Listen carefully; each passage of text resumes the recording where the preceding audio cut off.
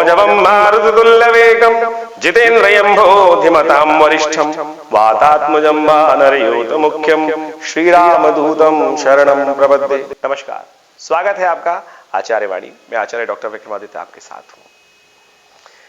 वृश्चिक राशि वालों के लिए कैसा रहेगा ये समय?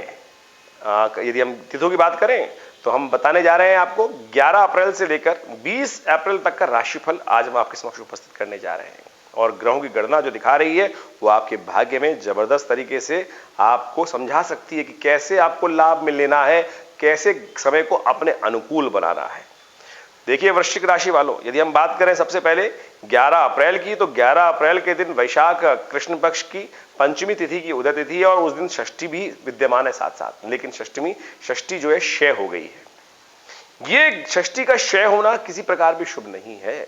कुछ नया कार्य आरंभ करने से तो बचना चाहिए। सबसे पहले इस बात को समझ ले। ग्रह गणना क्षय तिथि में कुछ नया कार्य आरंभ करने से नुकसान होता है। क्षय तिथि में जिस तिथि घट जाती है, क्षय का मतलब है तिथि घट गई, यानी अगले दिन सूर्योदय से पहले पहले वो तिथि समाप्त हो गई। सूर्योदय के बाद शुरू हुई थी, यानी सूर्योदय समय कोई और तिथि चल रही है, पंचमी चल रही है, उसके बाद आई है तिथि, तो ये तिथि क्षय हो गई है। तो ऐसे में आपको कोशिश ये करनी चाहिए कोई नया कार्य आरंभ न करें। वैसे ग्रह जो स्थिति समझे तो आपके लिए बहुत अच्छी स्थिति बनी हुई है। ग्रहों के दृष्टिकोण से लाभ की स्थिति बनी हुई है। ग्रह दिखा रहे हैं गजकेसरी योग विद्यमान है सुबह सुबह आपके साथ, तो वो आपको लाभ की स्थिति पे ले जा रहा है और बहुत सुंदर तरीके से उन्नति के मार्ग प्रशस्त कर रहा है। चाहे वो आपके व्यावसायिक दृष्टिकोण से हो, चाहे वो नौकरी वाले दृष्टिकोण से हो, तो दोनों में ग्रह अच्छे योग बनाते दिखाई दे रहे हैं। लेकिन शाम का समय थोड़ा सा कष्टमय दिखाई देता है, तो इसलिए शाम के समय में जो भी कार्य करें थोड़े विचार करके करने का प्रयास कीजिए। ऐसे में आपके लिए सबसे अच्छा यह है कि हनुमान जी को चोला चढ़ाएं, हनुमान जी को चूरमे का भोग लगाएं, आपके लिए अच्छे योग बनेंगे। 12 तारीख की बात करें तो 12 तारीख के लिए सप्तमी तिथि है, भानु सप्तमी है उस दिन। वैशाख मास के कृष्ण पक्ष की सप्तमी जो है भानु सप्तमी कही जाती है। भानु सप्तमी का मतलब भगवान सूर्य की उपासना करने का बड़ा सुंदर दिवस। इसलिए कोशिश करें भगवान सूर्य का सुबह सुबह स्तवन करें, उगते हुए सूर्य को जल दें। ग्रह की स्थिति जो आपके लिए बनी हुई है वो खासतौर पे दिखा रही है कि आपके लिए ये दिन विशेष तौर पर आपके मनो अनुकूल ज्यादा दिखाई दे रहा है। लेकिन दुविधा में मत फंसिएगा। हाँ ना की स्थिति में फंसना आपके लिए कहीं ना कहीं नुकसान करा सकता है। जो विचार पहले आ रहा है उस पर अच्छे से विवेक को जगाकर काम करने का प्रयास कीजिए बहुत सुंदर तरीके से। यदि माता जी का आशीर्वाद लेके काम करेंगे तो देखिएगा, अपनी माता जी का आशीर्वाद लीजिए, काम में लग जाइए, बहुत सुंदर तरीके से आपके लिए लाभ की स्थिति बन सकती है। ग्रहों की गणना के अनुसार से अच्छा समय रहेगा, आगे बढ़ने की स्थिति बनेगी। इस दिन भगवान सूर्य को जल दें और आगे बढ़ने का प्रयास करें, दिन अच्छा है। 13 अप्रैल की यदि बात करें तो 13 अप्रैल के दिन अष्टमी तिथि विद्यमान है, कृष्ण पक्ष की अष्टमी है वैशाख मास के। और उस दिन विशेष तौर पर ग्रहों का योगायोग जो दिखा रहा है वो आपके लिए दिखा रहा है कि उस दिन विशेष तौर पर जो तिथि का पुण्य है वो ऐसा है कि उस दिन शीतला माता की पूजा की जाती है और खासतौर पर कालाष्टमी के रूप में विद्यमान है। भगवान शिव और पार्वती का पूजन और अपने स्वास्थ्य को ठीक रखने के लिए शीतला माता की पूजा करने का विधान शास्त्र में बताया जाता है।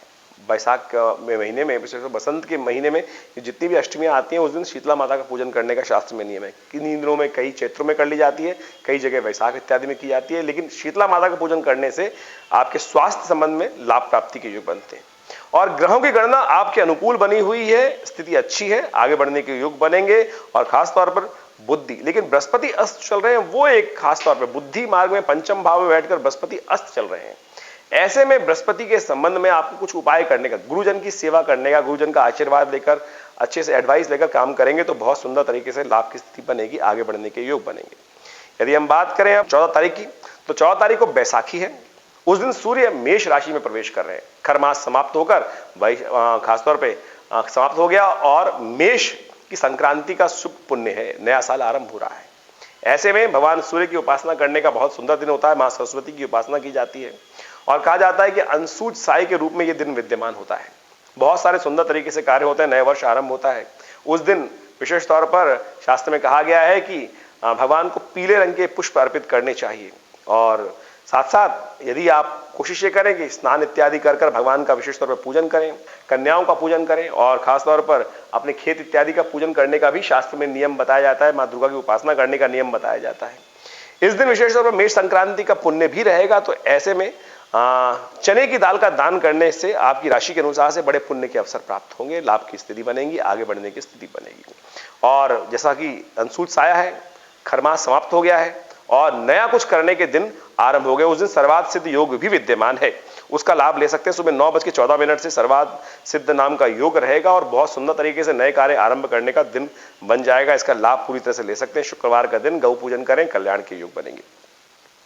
यदि हम बात करें 15 तारीख की, तो उस दिन दशमी है, शनिवार का अवसर है और ग्रहों के योगों के अनुसार से आपके लिए आगे बढ़ने के योग बनते दिखाई दे रहे हैं। ग्रह दिखा रहे हैं कि खासतौर पर जो 15 तारीख का समय है वो आपके लिए आपकी राशि के अनुसार से आपको विशेष तौर पे आपके पराक्रम से लाभ स्थिति बनती दिखाई दे रही है। आप जिस भी कार्य को पराक्रम के साथ बुद्धि के युक्त करेंगे, बहुत सुंदर तरीके से उसमें आगे बढ़ने के अवसर आपको प्राप्त होंगे, लाभ की स्थिति बन सकती है। लेकिन एक बात का ध्यान रखें, सबको साथ लेकर चलने का प्रयास करें। इन दिनों ऐसी स्थिति बनती दिखाई दे रही है कि आप हर कार्य को अकेले अकेले करने का प्रयास कर सकते हैं। कुछ लोग आपको मूर्ख बनाने का प्रयास भी कर सकते हैं, इसलिए कोशिश ये करें आप, क्योंकि बृहस्पति अस्त है, थोड़े से अच्छे से हर चीज को विचार करने के उपरांत ही कार्य करने का आपको प्रयास करना चाहिए। नहीं तो बहुत सारे लोग ऐसे हो सकते हैं जो आपको कुछ नुकसान पहुंचाने का कार्य कर सकते हैं। आप थोड़ी सी डिप्लोमेसी का पूर्ण इस्तेमाल करते हुए कार्य करें। अपने जीवन साथी से कुछ सहयोग लेने का प्रयास कीजिए, उनकी बुद्धि से आपको लाभ प्राप्त होने के योग बन सकते हैं। यदि हम बात करें 16 तारीख की, तो 16 तारीख की एकादशी है और उस दिन विशेष तौर पर रविवार का अवसर पड़ गया है। तो ऐसे में भगवान विष्णु की उपासना करने के लिए बड़ा सुंदर दिवस दिखाई देता है।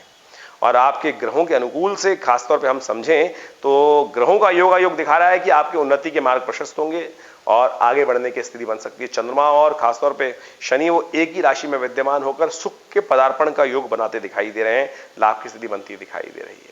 थोड़ी सी बुद्धि विवेक का इस्तेमाल करते हुए कार्य करें, आगे बढ़ने के योग बनेंगे। और खासतौर पर आपके लिए ग्रहों का योग दिखा रहा है कि कुछ आगे बढ़ने के अवसर आपको प्राप्त हो सकते हैं, कुछ बड़े व्यक्ति से मुलाकात होने के अवसर मिल सकते हैं। ऐसे में आपके लिए इस दिन व्रत करना बड़ा श्रेष्ठ है। एकादशी का सुंदर तिथि है, रविवार का अवसर है और सूर्य विशेष तौर पर परिवर्तन होकर आपकी राशि के अनुसार से थोड़े से वीक हो गए हैं, जो आपके लिए स्वास्थ्य के मामले में थोड़े से कष्ट देने के योग बना सकते हैं। और उनके साथ साथ जो राहु वहां विद्यमान है वो भी थोड़ी सी स्थिति को अच्छा नहीं दिखा रहे हैं। तो कोशिश ये करें ऐसे में अपने स्वास्थ्य का ध्यान रखते हुए काम करें तो आपके लिए अच्छा रहेगा।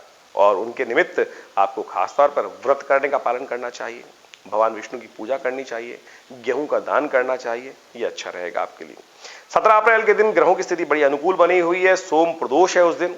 और खासतौर पे यदि हम ग्रहों की स्थिति समझे तो द्वादशी सुबह उदय तिथि रहेगी और शाम के समय त्रयोदशी का आगमन हो जाएगा। और ग्रहों का योग जो दिखा रहा है, खासतौर पर चंद्रमा जो है वो आपके अनुकूल बने हुए हैं और लाभ की स्थिति बनाते दिखाई दे रहे हैं। भाग्य से बहुत सारे अच्छे कार्यों में लाभ हो सकता है। आपके मन में बहुत अच्छे से पॉजिटिव थॉट आ सकते हैं जो आपको लाभ की देने की स्थिति बना सकते हैं। बहुत सारे विचारों के बड़े लोगों से साथ मिलकर काम करने का प्रयास करें, कुछ अच्छे नए लोगों से मुलाकात होने के अवसर प्राप्त हो सकते हैं। लेकिन उस दिन भगवान शिव की उपासना विशेष तौर पर करनी चाहिए। सोम प्रदोष है, बड़े भाग्य से समय प्राप्त होता है। तो ऐसे में भगवान शिव की उपासना करके आप अपने पुण्यों को जगा सकते हैं और कष्टों को दूर भगा सकते हैं।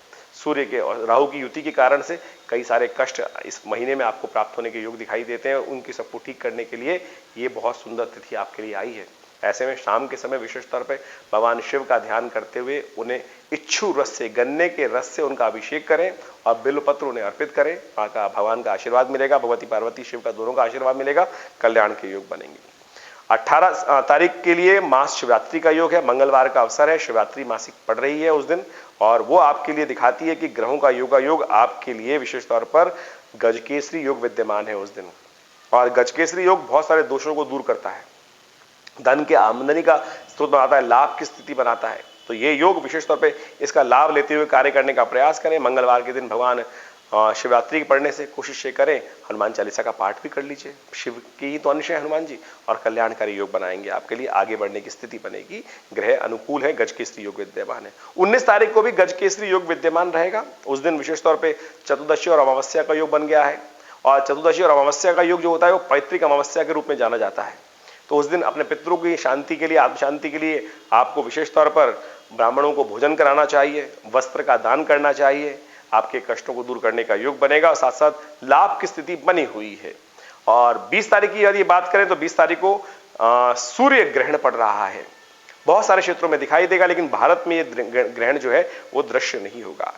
और यदि हम बात करें कि मीन राशि वाले, खासतौर पर आपकी वृश्चिक राशि वालों के लिए कैसा रहेगा ये ग्रहण, तो वृश्चिक राशि वालों के लिए ये ग्रहण बहुत ज्यादा कष्ट में नहीं दिखाई देता। आपके लिए ग्रहण विशेष तौर पर एक पुण्य पर्व के तौर पर उपस्थित हुआ है। ऐसे में यदि ग्रहण काल में आप कुछ मंत्र विशेष का जप कर लें, या देवी सर्वभूतेषु बुद्धि रूपेण संस्थिता नमस्तस्यै नमस्तस्यै नमस्तस्यै नमो नमः, इस मंत्र का जप कर लें। या देवी सर्वभूतेषु कांति रूपेण संस्थिता नमस्तस्यै नमस्तस्यै नमस्तस्यै नमो नमः, ये दो मंत्र मैं बता रहा हूं आपको। इन भगवती दुर्गा की उपासना करने के लिए दोनों मंत्र बहुत बढ़िया है आपके लिए, और ये आपके अशुभ ग्रहों को शुभ परिवर्तित करने के सुंदर योग बना सकते हैं। जापान इत्यादि, ऑस्ट्रेलिया इत्यादि, अमेरिका इत्यादि में ये ग्रहण दिखाई देगा, तो आप कोशिश करें इस ग्रहण का लाभ लें। और जो लोग बाहर के देश में विद्यमान हैं, हमारे चैनल को देखते हैं, इसलिए वो सब लोग इसका लाभ ले सकते हैं, लेकिन भारत में ये ग्रहण दृश्य नहीं है।